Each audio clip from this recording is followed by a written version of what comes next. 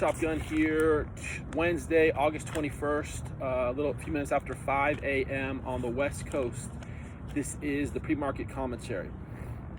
Okay, so Target just reported a pretty strong quarter, and the stock is up 14% in the pre-market. Comparable sales were plus 2%, which is better than expected, and they raised their full-year adjusted EPS guidance. So bulls are saying, look, Target is strong.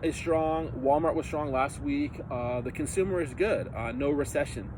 Now, I have a different interpretation because what they're missing there with the 2% comps is really not that strong because it's lapping weak comps. It's lapping comps of minus 5.4% a year ago.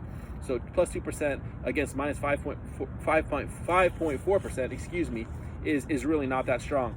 So I think what you're seeing with Walmart is people trading down to get value, people going to the low price leader. And then I think Target, it was a really good quarter, but more based on profitability than the sales. Lowe's on Tuesday morning reported comps of negative 5.1%, lowered full year comp and adjusted EPS guidance, confirming what Home Depot said. They did the same thing a week ago. And so you're seeing weak discretionary spending on home improvement, which is another piece of evidence to me that the consumer is in fact weak.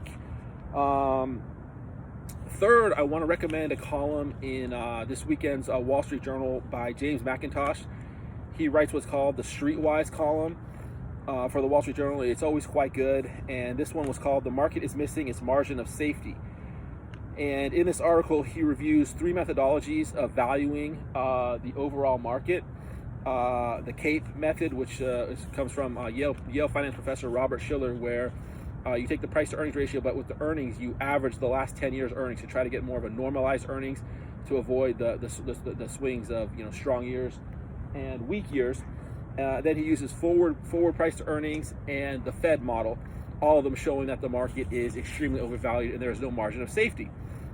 One stock that exemplifies this is Palo Alto Networks, which I wrote about earlier this week. Reported earnings on Monday afternoon. The stock is trading at 55 times earnings, but they're only guiding to 13 to 40% revenue growth. So there's just no margin of safety. That market is that stock is just priced for perfection. That's just one example. I could give you a lot of others. Finally, Zoom is going to be reporting earnings after the close, and I'm bullish on the stock. It's a deep value play. They have a tremendous amount of cash and short-term securities on the balance sheet, so you're getting the business for much cheaper than the $60 stock price. When you back out the cash and short-term investments, you're really paying only a 7 times multiple for the business, which is obviously extremely cheap. Probably the cheapest stock in the S&P 500. So I think a lot could go right there.